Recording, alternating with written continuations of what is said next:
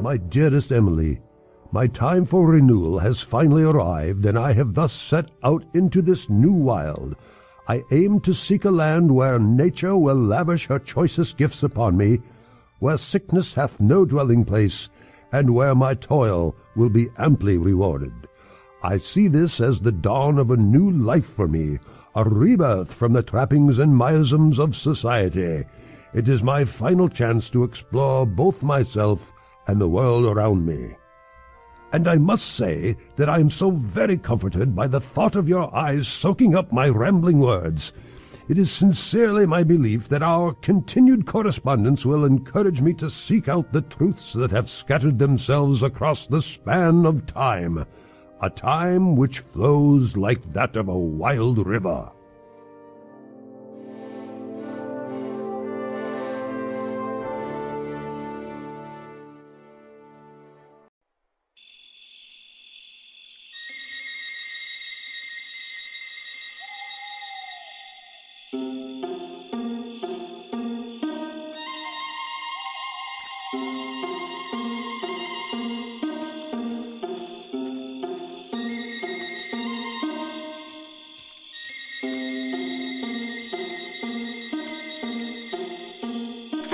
I have grown much more weary in these past months, and my ailments continue to elevate in discomfort to a level in which my constitution can no longer bear.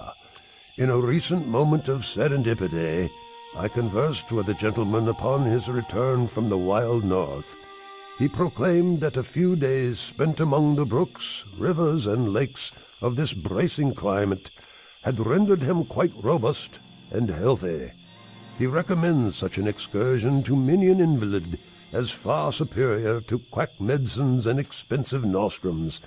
I now plan to seek out and settle in a clime as he described, praying for the similar transformative effect to bestow itself upon me.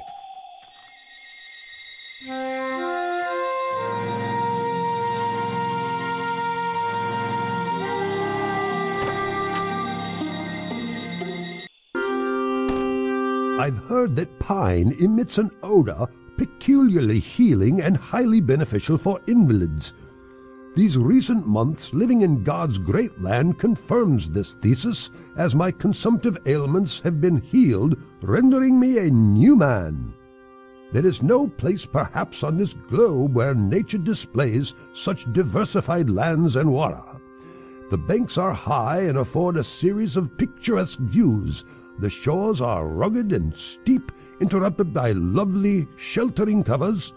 The shallows are plentiful. I have felt as if invited to settle down and admire their resplendent views with a sort of joyful thankfulness for having been led to them. But just as I am in awe of the beauty, I am also interested in the potential to employ its power to make a better life for myself. I have concluded that the only way to investigate more wonderment is to strike out and explore the vast realm that lies beyond my door.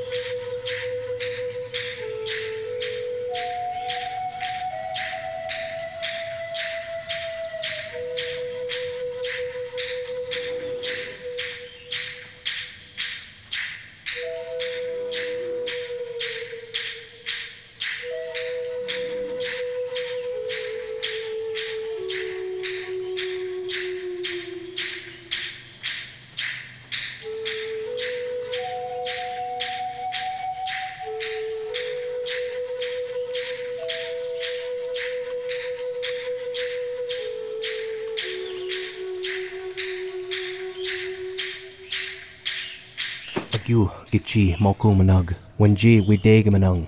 Agu ashkanawig. Gichi dagi barziwag. Wewib igu.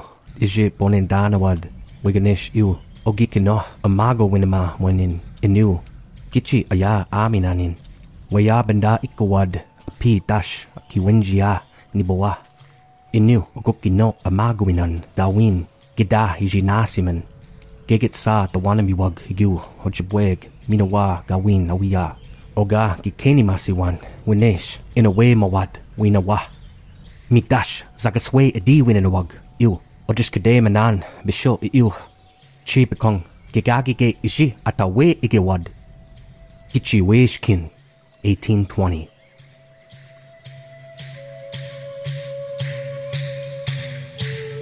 I've overheard that the Northwest Company has brought 56 kegs of alcohol for trade with the savages this year. With my 8 kegs from the XY Company, we should have enough between us to trade more than 7 gallons of liquor for every single adult Sioux and Chippewa in the entire river valley. This will indeed be a very good year of trading for us, as this additional lubricant will help us best last year's record of the savages harvesting over 8,000 beaver pelts for us. Michel Cureau, 1805.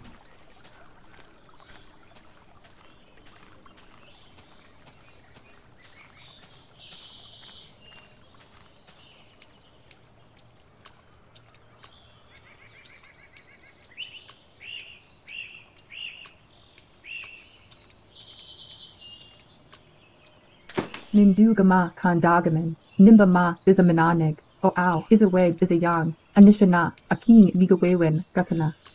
Mish adaway winawanag, minawa, gichi mukomanag, azagwa, oma, gashkatuwad, anje, izachagayang, ninawind, igo, ow, aking. Geget sa onzam, manumin, minawa, amakuwayanan, nindasingananan, je isse, minagoyang, inu, mayage, apachaganan, nishke, inu, bashkizaganan. Iwapiko, Apachaganan, Minawa, Ishkodawabu, Ningi, Minagomen, Gosha, Ninawin, Ningichi Aya, Imanani, O Ow, Odun Wachage, Winamanawani, Ningichi Nagaz, In Endaman, Ginwens, Ninawin, Bunindamang, Mi, Ga Ayang, Wa Mingwangwa, Gichi, Nibowa, Gichi, Mukomana, Chigi, he's on it. Gi Ikadowag, Agawe, Gichi Ayaik, Gimama, Gonamani, Gichi, Mukomana, Giwe Aki. Inawin, Je, Minagoyang, Giche, Manadun. Nima, Migwe Wajikwe, 1827.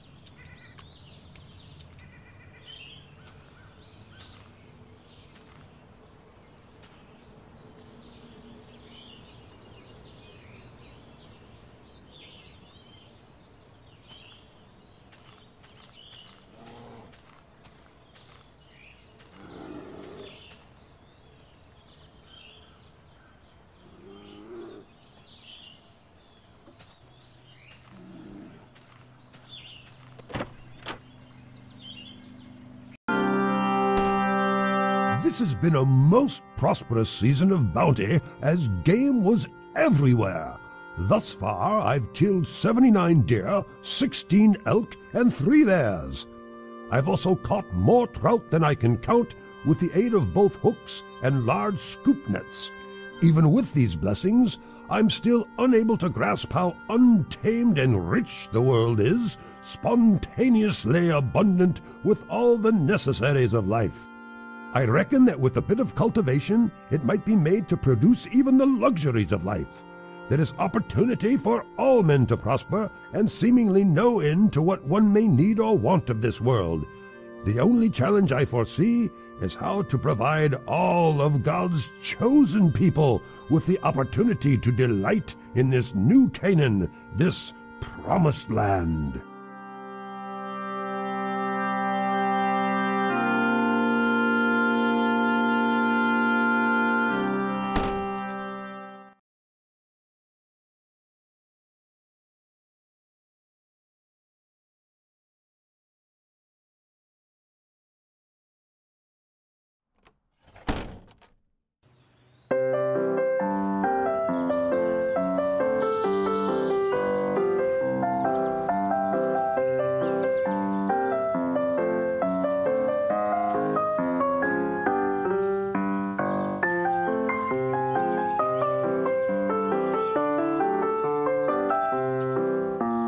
We signed treaty in 1837 to share our land with the white man. We said that when our grandchildren grows old, we will once again return to this land. But now the great Father beyond the mountains forbids us to even hunt or fish on these lands. We now depend on the whites for food and clothing more than ever before. The wild rice, elk, and beaver are gone, replaced by gunshots, disease, and Ishkote Nabiguan, those monstrous fire vessels belching up smoke on the river. Naganub, 1863.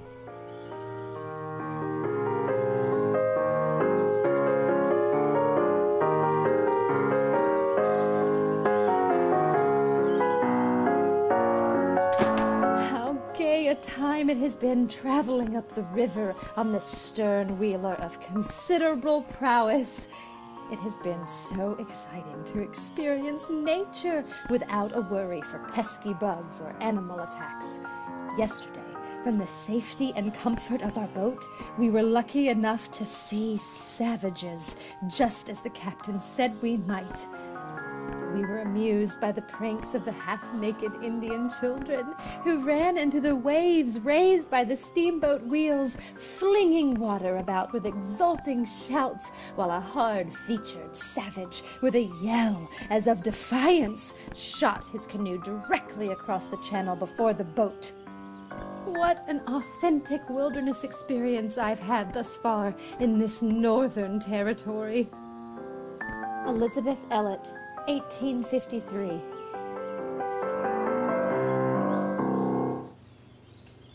What a pleasurable time me and the boys have had this week on the river. Our steamer captain promised a braggart's bounty of fish and fowl, and he has delivered on his promise tenfold. Immediately after the Enterprise departed shore, we constructed a bulkhead around the forward guards of lower deck, a precaution rendered necessary for us to shoot waterfowl unobserved. After more than 30 brace of geese were expunged, we turned our sights to the sky overhead, which hung heavy with a thick flock of passenger pigeons. I fired my double barrel into a flock and brought down 52 pigeons at once, which must be a local record of sorts.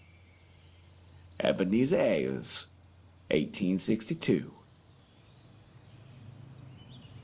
My boat is usually a smart and lively little craft that can run like a scared owl over a dry sandbar, but this trip has struck us on bars a dozen times thus far.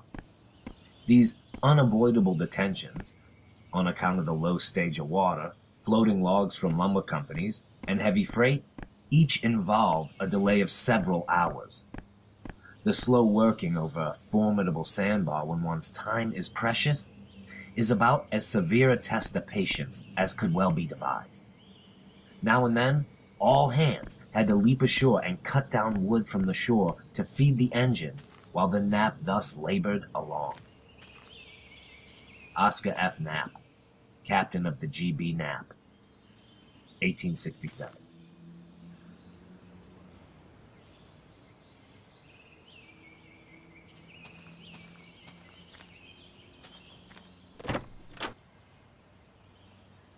I recently came across an astute political essay by a Mr. John O'Sullivan, a portion of which I've copied down for reflection. Quote, "And that claim is by the right of our manifest destiny to overspread and to possess the whole of the continent which Providence has given us for the development of the great experiment of liberty and federated self-government entrusted to us." End quote. And how right he is. This land, our land, is indeed a great experiment in freedom. I've discovered that with the abundance of resources in our world, many have found a way to possess it, but only the smartest of men have discovered how to prosper from it. The potential riches of this land are bound only by one's motivation, creativity, and rapaciousness.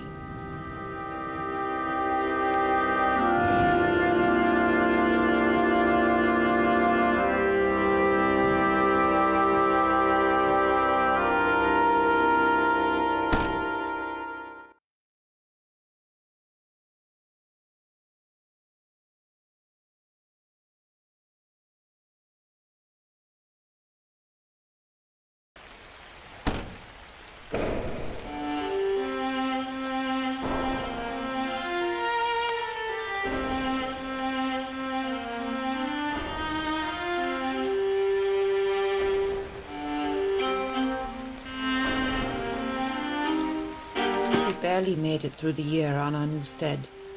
If it were not for the hunting, fishing, and sugar mapling, we would have surely starved by now. My husband is forced to work in the logging camp during the winter months to make ends meet, while I stay back to tend the homestead alone. With the camp nearly a 10-mile walk away, he is only able to be home for a few hours every Saturday evening before returning to camp on Sunday morning. Why must I share my husband with a lumber baron, a scoundrel who takes his labour but returns but a fraction of its profit? Christina Nielsen, 1879.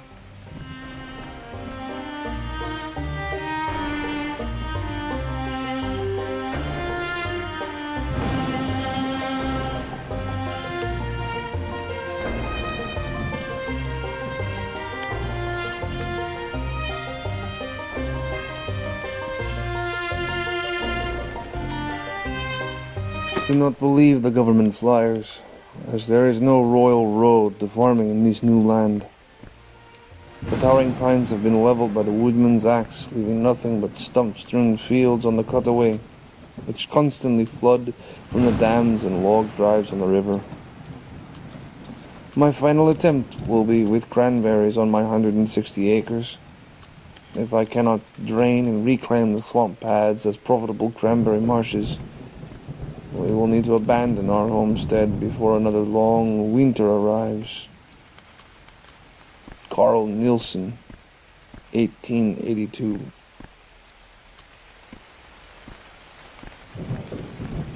Now that my syndicate owns the boom site and we have finished construction on the dam, I finally have complete control of this goddamn river, as not a single log or steamboat will move on it without paying to pass through my choke points. With the full command at the start and the end of the line, I am confident we will best last year's record of 200 million board feet harvested from the valley, and I can finally call this my River of Pine. Frederick Weyerhaeuser, 1890. Rivers get more dangerous every year for River Pig, especially since that new boss logger took over the boom. He wants the sawyers to bring down 100 pine per day between the two of them on a crosscut, so I've seen some of the jamdest jams I ever saw. Heck, just last week, I was riding a drive down river when an overhanging branch took me off my log, and I fell headfirst into the river. Before I could right myself and get a breath, some half-dozen logs ran over me. I'd have been a goner if it weren't for the current spitting into the shallers. I swear, it took 2 days of eating hot pork and beans just to warm myself back up again. James Johnston, 1889.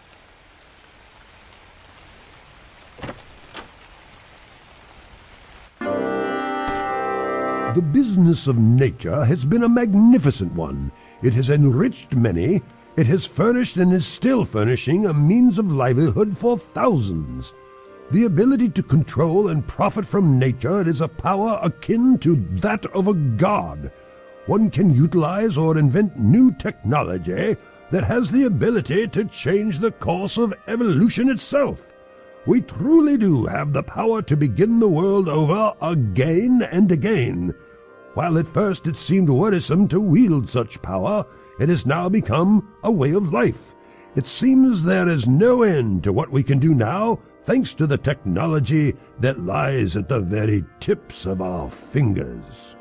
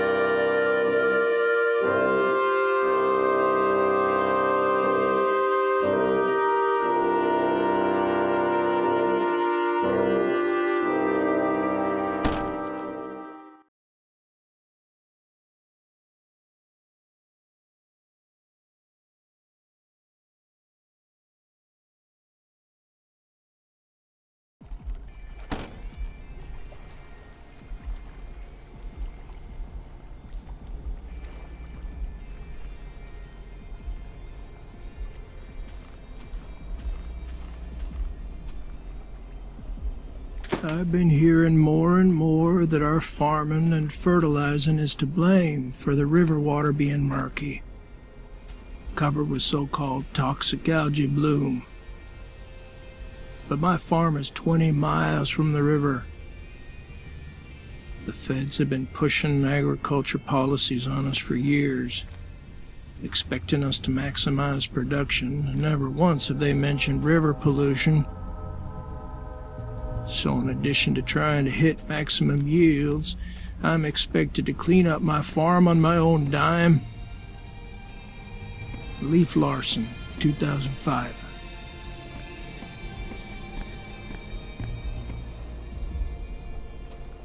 I became a ranger because I love this waterway, and I want future generations to enjoy it as I have. But every year there seems to be more excess and abuse on this river, to a point where we as a unit can no longer control it.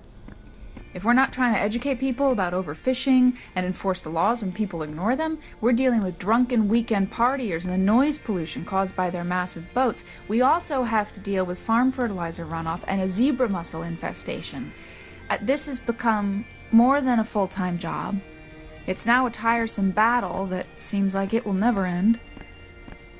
Ingrid Ellingson, 2012. Most of those who have lived their lives beside the placid stream recall best the quiet times of canoes and tiny flat-bottomed craft with minnow buckets trailing behind. Today, the valley is filled with the ear-splitting staccato of high-powered speedboats.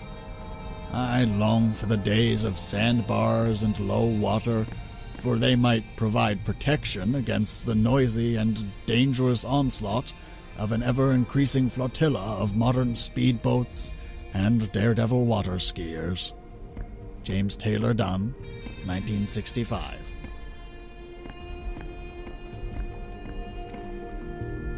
My dad just bought a 26-foot cruiser with a 600-horsepower engine, and I'm so stoked to take it out on the river this weekend. But it really sucks if there are like so many people enforcing stupid things like no wake zones. And what the hell is a zebra mussel? All I want to do is hang out with my bros on the river and drink a few beers. Why can't I just get out on the river and experience nature like a real American outdoorsman? Freedom ain't what it used to be, bruh. Jeff Olson, 2016.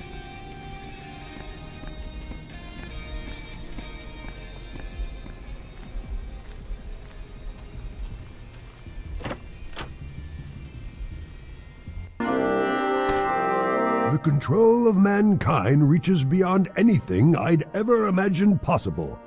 As the world evolves into a more advanced era, full of new technology, we have been able to harness the power of nature to unfathomable levels.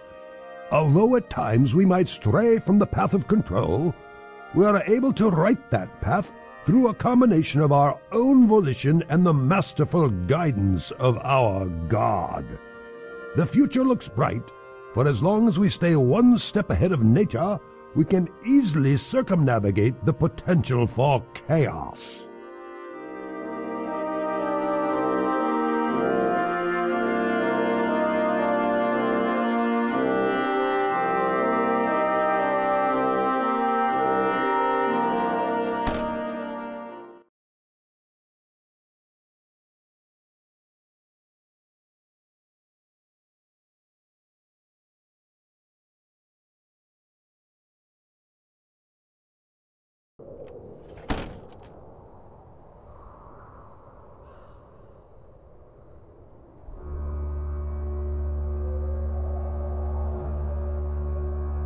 The monster we've created has gotten too big for us to control, and all hope is most likely lost. What filled us with such hubris to think we could play God? I yearn to go back to the beginning of it all, to start over, as I now realize that to have no control of the world is to be truly free.